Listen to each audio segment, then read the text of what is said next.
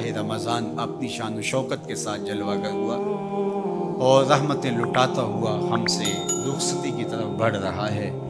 अल्लाह इस माह मुबारक की बरकतें हमारी रूहों में उतारे। ऐसा न हो कि ये महीना आया और चला गया और हम जहाँ खड़े थे वहीं के वहीं ही खड़े नजर आए। अल्लाह इस महीने को हमारे बातन की सुथराई का जरिया बना, हमारे अंदर की पाकीज़गी का सबब बना दे, हमारे अंदर उजड़ने से बच जाएं, हमारे मन साफ हो जाएं। ये तौबा का महीना है, मवासात का महीना है, हमदर्दी का महीना है, अल्लाह से कुर्बत का जरिया है। इस महीने की हर रात बख्शिश बरसती है, हर दिन में नूर बरसता है।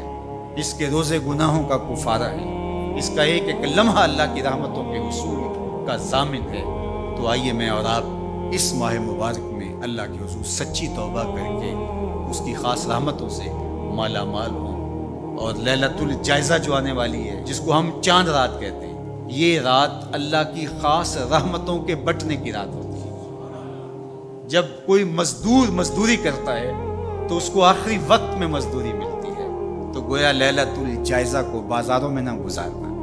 कुछ लोग एहतमाम से अपने काम मुअख्खर करते रहते हैं कि हम उस रात बाजार जाएंगे, वो रौनक मेला देखना चाहते हैं। और बहुत सारे ओबाश, बेहया और अय्याश मिजाज के लोग तो वहाँ हजूम में घुस करके अपनी ख्वाहिशात की तकमील करते हैं। तो ये कितनी गलाजत और कितनी गंदगी है कि रमज़ानुल मुबारक का महीना जो है वो गुजरा और अभी शैतान खुले और सबसे पहले आके इसको चिमट गया और इसको कहाँ ला के खड़ा कर दिया। तो लैलतुल जायज़ा ये अल्लाह से रहमतें लेने की रात है, बरकतें वसूल करने की रात है। ये रात भी मुसल्ले बिछा के बैठी